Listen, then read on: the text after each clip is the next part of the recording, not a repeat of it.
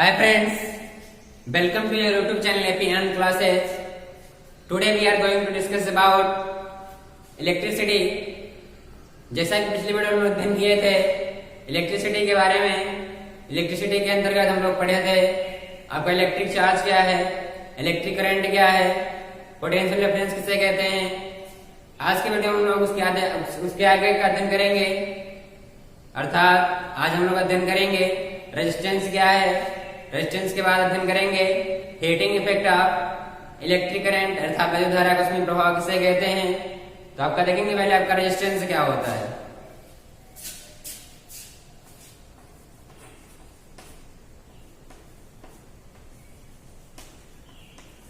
Resistance का मतलब होता है अपोजिशन।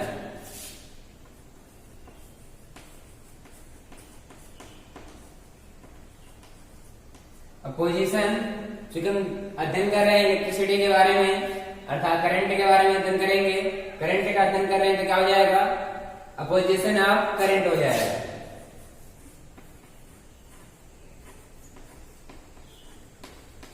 अर्थात यदि कोई कंडक्टिव वायर दिया गया है, कोई चालक तार दिया गया है, उसमें धारा के प्रवाह में जो रुकावट आती है वही आपका क्या कहलाता है, रेजिस्टेंस कहलाता है। रेजिस्टेंस अर्थात इसे क्या कहते हैं, प्रतिरोध। तो देखेंगे आपका अपोजिशन ऑफ करंट अर्थात धारा के मार्ग में आने वाली रुकावट क्या कहलाता है, प्रतिरोध कहलाता है। प्रतिरोध जो होता है आपका, यदि कोई कंडक्टिंग वायर दिया गया है, कोई चालक तार दिया गया है, क्योंकि हम जानते हैं कि इस चालक तार में धारा का प्रवाह इलेक्ट्रॉनों के कारण होता है, अर्थात जितने अधिक वेग से इलेक्ट्रॉन गति करेंगे उतने अधिक धारा का प्रवाह होगा। इस कंडक्टिंग वायर को इसमें जब धारा का प्रवाह करने के लिए इसे सेल या बैटरी से जोड़ेंगे,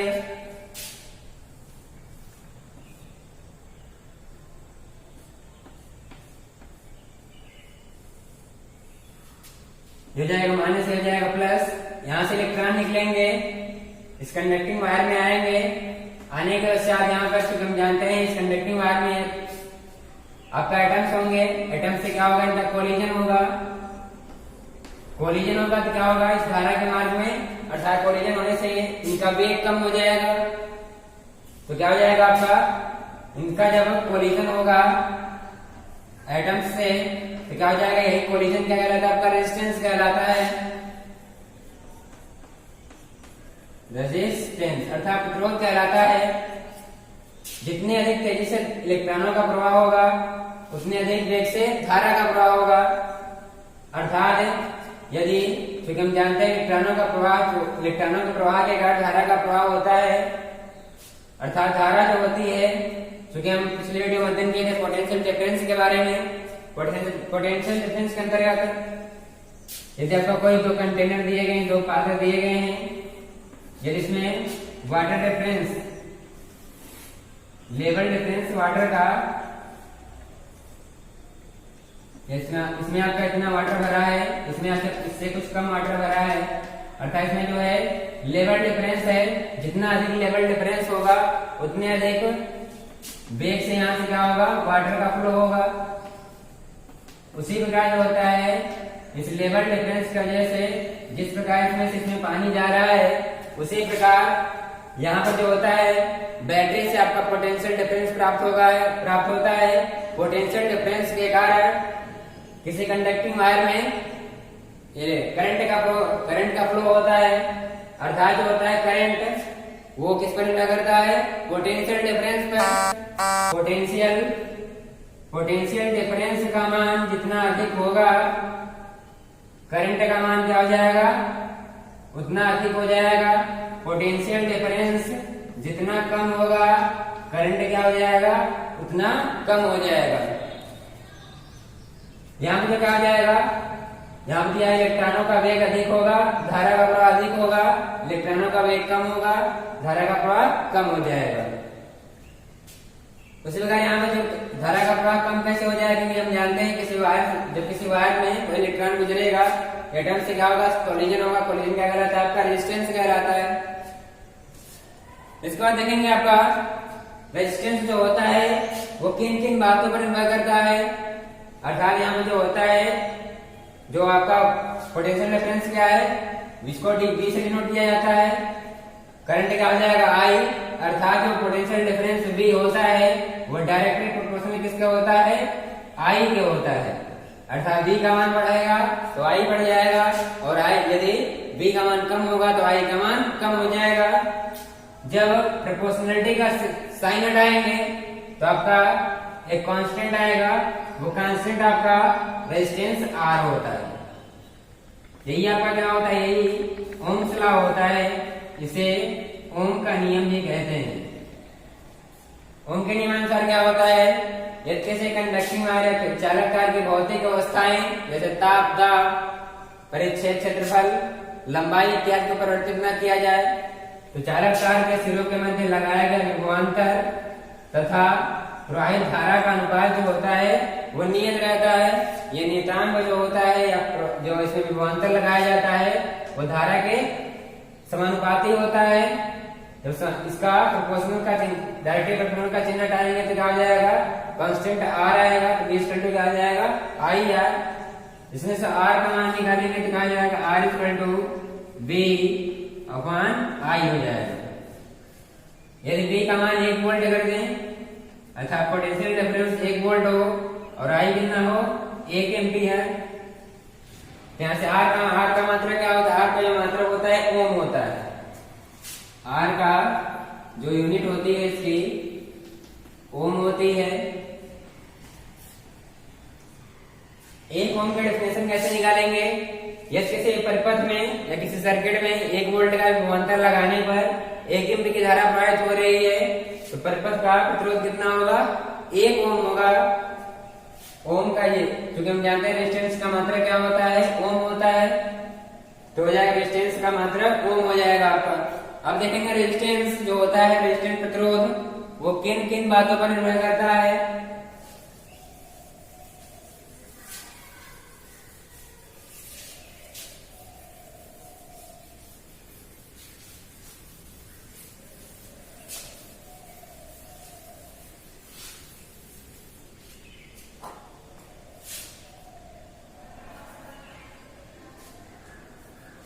तो हो जाएगा फैक्टर्स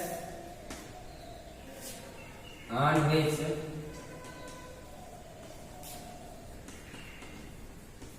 रेजिस्टेंस डिपेंड्स, अर्थात कौन कौन से फैक्टर हैं जिस पर आपका प्रतिरोध निर्भर करता है। तो आपका दिया गया कोई वायर दिया गया है जिसकी लंबाई स्मॉल l है, कोई दूसरा वायर दिया गया है जिसकी लंबाई दिया गया है कैपिटल L। यहां पर दिया गया दूसरे कंडीशन में वायर दिया गया, इसका cross section area small a है। एक दूसरा वायर दिया गया है जिसका क्रॉस सेक्शन एरिया जो है आपका वो कैपिटल A है।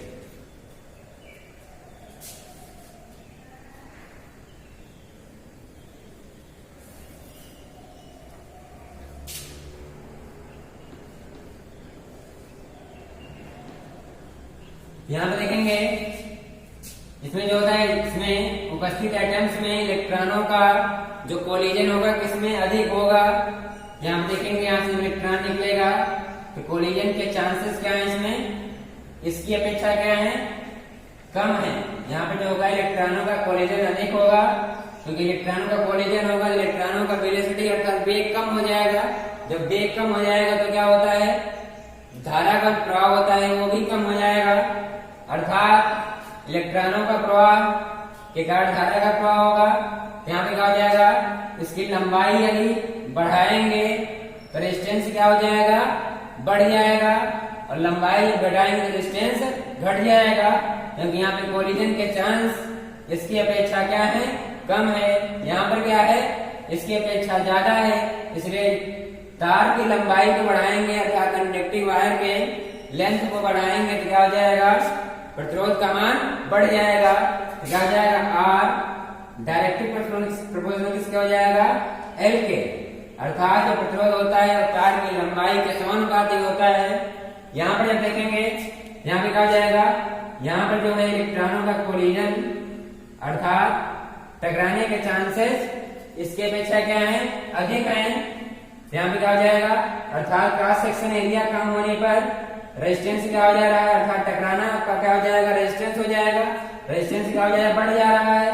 अर्थात जो आर है वो किस पर डिपेंड कर रहा है, वो क्रॉस सेक्शन एरिया पर डिपेंड कर रहा है, वो भी कैसे, उल्टा अर्थात व्युत्क्रम में, क्योंकि इसका मान कम करने पर आर का मान क्या हो जा रहा है, बढ़ जा रहा है।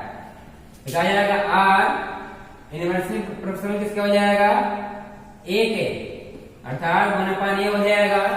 क्रॉस सेक्शन एरिया का मान बढ़ाएंगे तो आर का मान क्या हो जाएगा, कम हो जाएगा। क्रॉस सेक्शन एरिया कम करेंगे तो कोलिजन क्या हो जाएगा, अधिक हो जाएगा, इससे रेजिस्टेंस अधिक होगा।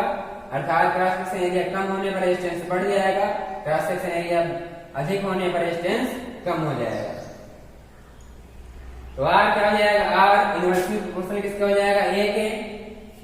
इसको मान ले फर्स्ट, इसको मान ले सेकंड, तो समीकरण फर्स्ट सेकंड से क्या हो जाएगा, from equation first and second R proportional किसका हो जाएगा, एल अपान ए के। आर प्रोपोर्शनलिटी हो जाएगा 1 एल अपान ए, अर्थात तार की लंबाई के समानुपाती वृत्ताकार क्षेत्रफल के व्युत्क्रमानुपाती। तो जब प्रोपोर्शनलिटी का साइन हटाएंगे तो आपका एक कांस्टेंट आता है रो, एल अपान ए। अब यहाँ पर देखें हम लोग, एल जो है रेजिस्टेंस एल पर निर्भर कर रहा है, डिपेंड कर रहा है, और रेजिस्टेंस जो है क्रॉस सेक्शन एरिया पर डिपेंड कर रहा है। फिर यहाँ में तीसरा आ गया, रो क्या होता है, रो आपका कहलाता है रेजिस्टिविटी। रेजिस्टिविटी अर्थात इसको कहते हैं प्रतिरोधकता या विशिष्ट प्रतिरोध भी कहते हैं। रेजिस्टिविटी क्या होता है, यह जो होता है कंडक्टिंग वायर के मटेरियल को बताता है। मटेरियल द्वारा जो रेजिस्टेंस उत्पन्न होता है उसको बताता है आपका रो, अर्थात रेजिस्टेंस। और यहां पर जब देखें resistance and resistivity,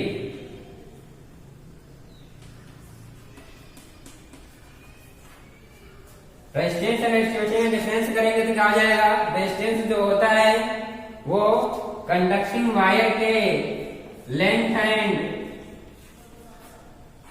cross section area पर डिपेंड करता है। ये जो कंडक्टिंग वायर के मटेरियल पर डिपेंड करता है। मटेरियल जो आपका रेजिस्टेंस उत्पन्न करेगा वो आपका रेजिस्टिविटी हो जाएगा। यहाँ पर दिया रो क्या है, आपका रेजिस्टिविटी है। जब रो का निकालेंगे, रो की यूनिट निकालेंगे तो क्या हो जाएगा, रो इक्वल टू हो जाएगा R into A upon L हो जाएगा। आर का यूनिट होता है ओम, इंटू ये क्या है, ये है क्रॉस सेक्शन एरिया, इसका हो जाएगा मीटर स्क्वायर। एल है दूरी का मात्रक मीटर, मीटर से मीटर कैंसिल हो जाएगा, बराबर हो जाएगा ओम मीटर, अर्थात रो का मात्रक क्या होता है, ओम मीटर होता है। अब देखेंगे रेजिस्टेंस और रेजिस्टिविटी में क्या अंतर है। रेजिस्टेंस जो होता है पूरे वायर का, कंडक्टिंग वायर जो होता है पूरी लेंथ और पूरे क्रॉस सेक्शन एरिया के द्वारा जो आपका रुकावट पैदा होती है, अर्थात जो रेजिस्टेंस पैदा होता है उसको बताता है। और जो आपका रेजिस्टिविटी होता है वो मटेरियल के द्वारा उत्पन्न रेजिस्टेंस को बताता है। हो जाएगा रेजिस्टेंस एंड रेजिस्टिविटी।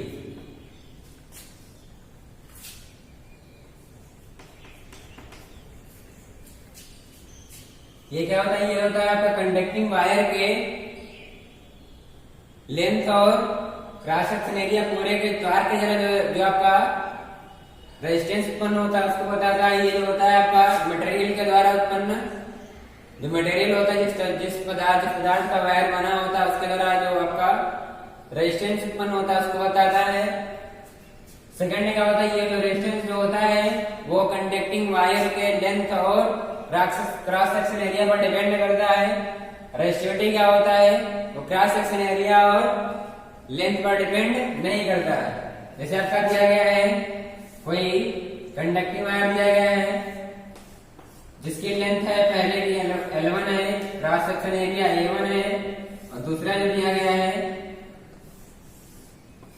इसका जो लेंथ है L2 है और क्रॉस सेक्शन एरिया A2 है। ये भी कॉपर से बना है, ये भी कॉपर से बना है। और सेकंड कंडीशन में L लंबाई का कोई कंडक्टिंग वायर है, क्रॉस सेक्शन एरिया A है, ये बना है कॉपर से, और दूसरा दिया गया आपका वायर जो एल्यूमिनियम से बना है, लेंथ है L और क्रॉस सेक्शन एरिया A है। यहाँ पे देखेंगे पहले इसमें किसके रेजिस्टिविटी बराबर है, किसके रेजिस्टेंस सेम। इसमें चारों में किसका, इन दोनों वायर्स में रेजिस्टेंस और रेजिस्टिविटी में कौन सेम है, तो क्या हो जाएगा, रेजिस्टेंस जो होता है R क्या होता है, रो L अपॉन A, जो कि दोनों वायर के कॉपर के हैं, इसलिए क्या हो जाएगा, रो का मान समान रहेगा। ये मटेरियल दोनों क्या है, कॉपर के, मटेरियल क्या हो जाएगा, रो के लिए मटेरियल समान रहेगा।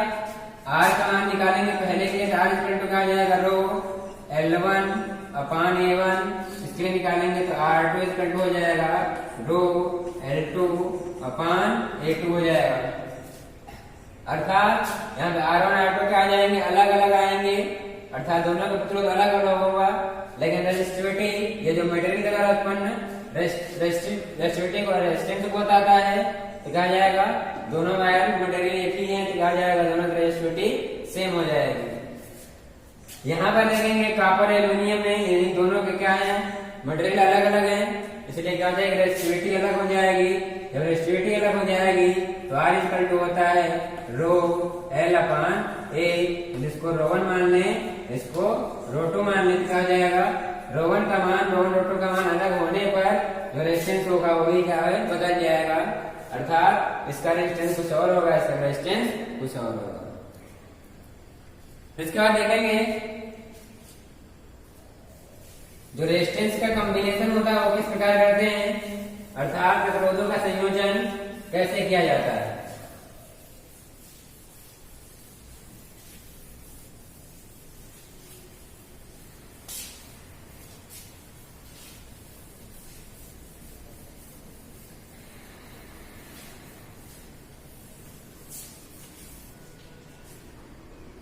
देखेंगे आपका combination of resistance, combination of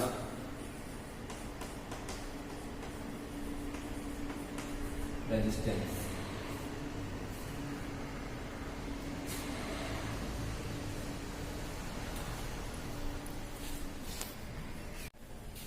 देखेंगे आपका कॉम्बिनेशन ऑफ रेजिस्टेंस, अर्थात प्रतिरोधों का संयोजन कैसे किया जाता है।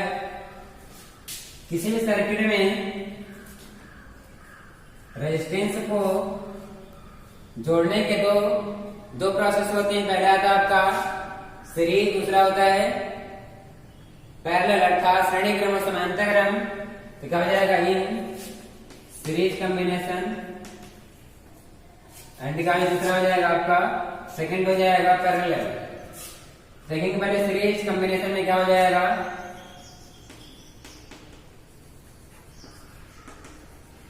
श्रेणी क्रम में जो होता है आपका, जैसे आपको कोई दिया गया है रेजिस्टेंस, पहले के कोई वायर दिया गया है, वायर का रेजिस्टेंस पहले का है R1, दूसरे का है R2 और तीसरे का है R3। इन तीनों को जोड़ना है श्रेणी क्रम में। श्रेणी क्रम में क्या होता है, पहले प्रतिरोध का जो दूसरा सिरा होगा वो दूसरे प्रतिरोध के पहले सिरे से जुड़ेगा, और दूसरे प्रतिरोध का जो दूसरा सिरा होगा वो अगले प्रतिरोध के पहले सिरे से जुड़ जाएगा। तो क्या जाएगा आपका सीरीज, अर्थात श्रेणी क्रम में हो जाएंगे। हो जाएगा आपका R1 और दूसरा हो जाएगा आपका R2 और थर्ड हो जाएगा आपका R3। अब इसमें करंट का फ्लो करने के लिए एक सेल लगाएंगे या बैटरी लगा देंगे।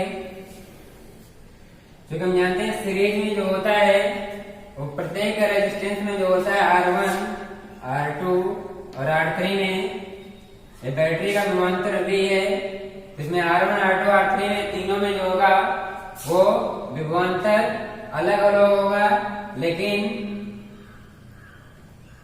धारा क्या होगी, I जो होगा करंट, वो तीनों में समान रहता है। अर्थात सीरीज कॉम्बिनेशन श्रेणी क्रम में जो होता है प्रत्येक प्रतिरोध में धारा समान रहती है, लेकिन प्रत्येक प्रतिरोध का विभवांतर अलग अलग होता है। विभवांतर का मान निकालने के लिए इसके समांतर क्रम में पोटेंशियोमीटर वोल्टमीटर लगाएंगे तो हो जाएगा पहले का V1, ये इसके लिए क्या हो जाएगा V2 और थर्ड के लिए हो जाएगा आपका V3। बैटरी का विभवांतर कितना है, V है, जो तीन भागों में बट रहा है, V1, V2 तथा V3 में, ये हो जाएगा। तब निकालेंगे ओम लॉ से क्या होता है, V इक्वल टू होता है IR। जब R1 का निकालेंगे विभवांतर V1, तो V1 इक्वल टू हो जाएगा, धारा क्या तीनों समान है, करंट तीनों समान फ्लो हो रहा है, तो क्या हो जाएगा V1 इक्वल टू हो जाएगा I into R1, V2 equal to हो जाएगा I इंटू R2 और V3 इक्वल टू हो जाएगा I इंटू R3। और V इक्वल टू है आपका बैटरी का हो जाएगा वोल्टेज V1, V2 तथा V3 है, तो क्या आ जाएगा V1, V2 प्लस V3। अब V1 का मान दिया गया है I R1, I R2, I R3। ओम के नियम से होता है V इक्वल टू।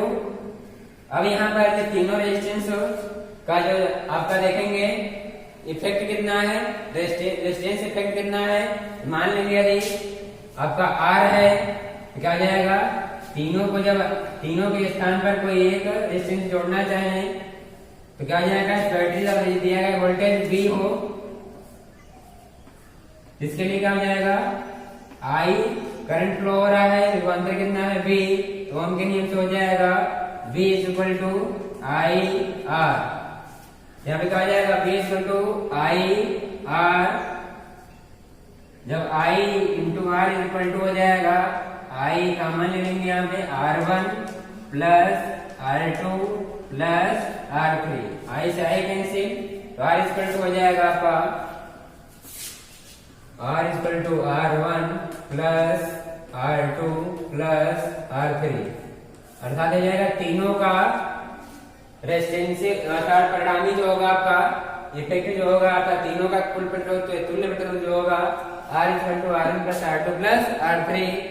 अर्थात इन तीनों का जो योग होगा, योग करके आपका एक रेजिस्टेंस को लगाया जा सकता है, वो आपका कितना है R के बराबर है। अर्थात श्रेणी क्रम में जो होता है प्रतिरोधों का तुल्य प्रतिरोध उन प्रतिरोधों का योगफल होता है। अब देखेंगे समांतर क्रम में क्या होता है।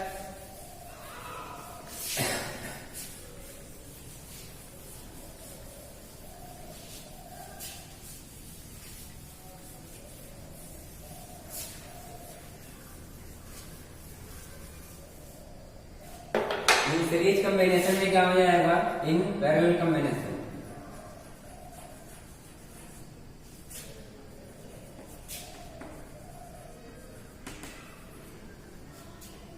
इसमें जो होता है तीन प्रतिरोध दिए गए R1, R2 तथा R3। इसमें समांतर क्रम में जोड़ने के लिए प्रत्येक प्रतिरोध का पहला सिरा जो होता है एक बिंदु से और दूसरे बिंदु से जुड़ता है, तो अब क्या हो जाता है समांतर क्रम में यदि R1, R2 तथा R3 के पहले सिरे को एक बिंदु से और दूसरे सिरे को दूसरे बिंदु से जोड़ दें, तब का क्या हो जाएगा, समांतर क्रम में हो जाएगा। समांतर क्रम में जो होता है प्रत्येक प्रतिरोध का विभवांतर समान रहता है अर्थात समान विभव प्रवाहित होता है। प्रत्येक प्रतिरोध में विभवांतर समान प्रवाहित होता है, लेकिन जो करंट होता है वो बदल जाता है। अर्थात यहाँ पे बैटरी का दिया गया करंट I हो, वोल्टेज V हो, तीनों के लिए विभव समान रहेगा। V इसके लिए, V इसके लिए, V इसके लिए रेजिस्टेंस कितना है R1, R2, R3।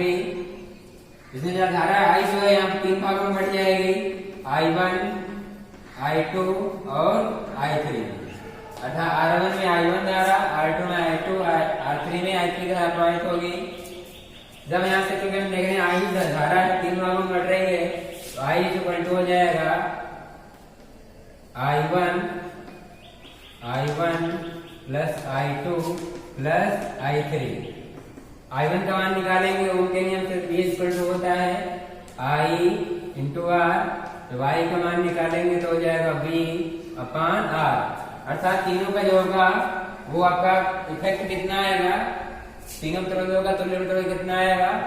मान लिया तुल्य प्रतिरोध R हो तो क्या आ जाएगा, I इक्वल टू हो जाएगा V अपान R, बैटरी का वोल्टेज अपान तुल्य प्रतिरोध, बराबर हो जाएगा I1 इक्वल टू हो जाएगा V upon R1, I2 equal to हो जाएगा V upon R2, I3 equal to हो जाएगा V अपान R3। तो V upon R equal to हो जाएगा V का मान 1 अपान R1 प्लस का आ जाएगा 1 upon R2 plus 1 upon R3। V से V cancel, 1 upon R equal to हो जाएगा 1 अपान R1 plus 1 upon R2 plus 1 upon R3 हो जाएंगे। अर्थात समांतर क्रम में प्रतिरोधों का तुल्य प्रतिरोधों के व्युत्क्रमों का योगफल होता है। तो 1 अपान R इक्वल टू हो जाएगा 1 अपान R1 plus 1 upon R2 plus 1 upon R3। अब देखेंगे heating effect of electric current क्या होता है, अर्थात वैद्युत धारा का उसमें प्रभाव किसे कहते हैं।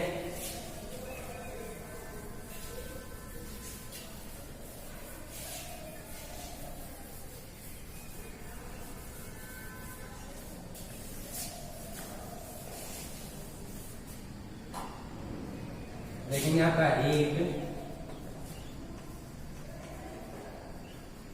Generated heating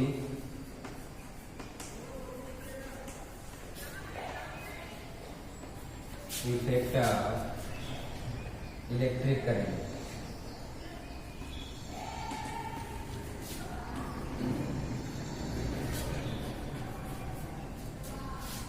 heating effect of electric current क्या होता है, अर्थात धारा का उसमें प्रभाव किसे कहते हैं।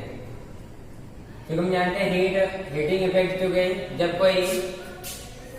कोई इलेक्ट्रॉन किसी एटम से टकराता है तो क्या उत्पन्न होता है, रेजिस्टेंस उत्पन्न होता है। अर्थात कोई इलेक्ट्रॉन किसी एटम से टकराएगा तो क्या हो जाएगा, रेजिस्टेंस उत्पन्न होगा, R उत्पन्न होगा। आज और इसके क्योंकि हम देख रहे हैं यहाँ पे जब इलेक्ट्रॉन बेग किसी बेग से गति करेगा इसमें क्या होगा, किनेटिक एनर्जी अर्थात गतिज ऊर्जा होगी, अर्थात के गतिज ऊर्जा होगी। एक गतिज ऊर्जा जब टकराएगी तो किस फॉर्म में कन्वर्ट हो रही है, वो आपका क्या हो जाएगा, हीट में कन्वर्ट हो रही है। हीट में कन्वर्ट हो रहा है तो क्या हो जाएगा, किनेटिक एनर्जी जो कन्वर्ट हो रहा है किसमें हो रहा है, हीट में। इस हीट के कारण जो होता है वायर गर्म हो जाता है, इसे क्या कहते हैं, वैद्युत धारा का उसमें प्रभाव या heating effect of electric current. इलेक्ट्रॉनों के टकराने से क्योंकि इलेक्ट्रॉन जो होगा कुछ वेग से गति करेंगे, इससे क्या होगा, किनेटिक एनर्जी अर्थात गतिज ऊर्जा होगी। गतिज ऊर्जा होगी जब टकराएंगे तो गतिज ऊर्जा किसमें परिवर्तित होगी, वो कन्वर्ट हो जाएगी हीट फॉर्म में, जिसके कारण क्या हो जाएगा, वायर गर्म हो जाता है। इसे क्या कहते हैं, heating effect of electric current अर्थात वैद्युत धारा का उसमें प्रभाव कहते हैं। अब इसका हीट का कोई फार्मूला होता है, फार्मूला कैसे देखेंगे, क्योंकि हम पढ़ चुके हैं इससे पहले तो हम एनर्जी का फार्मूला पढ़े हैं इस चैप्टर में, ना तो हीट का। एक फार्मूला पढ़े हैं potential difference V equal to W upon Q। W equal to निकालेंगे तो कहा जाएगा V इंटू Q। W जो होता है वो एनर्जी के इक्वल होता है, V इक्वल टू हो जाएगा V इंटू Q। एनर्जी से इस फॉर्म में कन्वर्ट हो रही है हीट में, तो क्या हो जाएगा, H equal to V into Q। जो हो जाएगा हीट का पहला फार्मूला। अब Q इक्वल टू होता है IT, H इक्वल टू हो जाएगा V इंटू IT। और ये हो जाएगा सेकंड फार्मूला, जब H इक्वल टू हो जाएगा V इक्वल टू IR से दिखा जाएगा IR into IT। H equal to हो जाएगा आपका I स्क्वायर RT। अब यहाँ में एक और फार्मूला बनाना चाहें तो क्या हो जाएगा, I इक्वल टू होता है V upon R। I equal to होता है B upon R, H equal to हो जाएगा बी अपान आर स्क्वायर हो जाएगा इंटू टी, तो हो जाएगा B square upon R square, यहाँ पे आर रहेगा, B square upon R square into क्या हो जाएगा टी इंटू आर, आर से आर कैंसिल, बराबर हो जाएगा B square T upon R, अर्थात हीट के इतने फार्मूले हो जाएंगे, यहाँ पे 4 फार्मूले हो जाएंगे। यहाँ पे जब यदि लिखना हो पोटेंशियल डिफरेंस ऑफ चार्ज के टर्म में, तो क्या हो जाएगा हीट का formula is equal to V into Q, तो पोटेंशियल डिफरेंस करंट और टाइम के टर्म में लिखना हो क्या हो जाएगा इसका V इंटू VIT, जब इलेक्ट्रिक करंट रेजिस्टेंस और टाइम के टर्म में लिखना हो तो इक्वल टू हो जाएगा I स्क्वायर RT। यहाँ पे एक यही आपका जूल से एक लॉ होता है, हीट संबंधी, हीट रिलेटेड टू जूल से लॉ क्या होता है, जो आपका हीट जनरेट होती है वो आपका इक्वल टू होता है बराबर I स्क्वायर RT, जो हीट जनरेट होती है वो करंट के स्क्वायर में, अर्थात जो धारा के वर्ग के समानुपाती होती है। Heating effect of joules law के अनुसार H समानुपाती होता है I स्क्वायर के, और जो हीट कन्वर्ट होता है वो समानुपाती R के होता है, और हीट समानुपाती होता है टाइम, अर्थात जितने समय में आपका करंट फ्लो हो रहा है वो टाइम पे समानुपाती होता है। इसको एक में करेंगे तो H समानुपाती हो जाएगा I स्क्वायर RT, समानुपाती के चिन्ह हटाएंगे, के नियतांक RT के स्थान पर 1 हो जाएगा, तो H बराबर I स्क्वायर RT। ये आपका heat related to Joule's law होता है, अर्थात जूल का सुमीतापन नियम होता है, जूल संबंधी, जूल का आपका क्या हो जाएगा उष्मा संबंधी नियम हो जाएगा, इस बराबर I स्क्वायर RT। ये हो जाएगा आपका चौथा फार्मूला, क्या हो जाएगा potential difference time and resistance के बदले में आपका टर्म में हो जाएगा हीट का फार्मूला इस बराबर V स्क्वायर T अपान R हो जाएगा। आज की वीडियो में इतना अध्ययन करेंगे। वीडियो अच्छा लगे तो प्लीज लाइक शेयर कमेंट करें। जो भी लोग भी इस चैनल पर नए विजिट कर रहे हैं प्लीज चैनल को सब्सक्राइब करना ना भूलें। Lot of thanks for watching this video.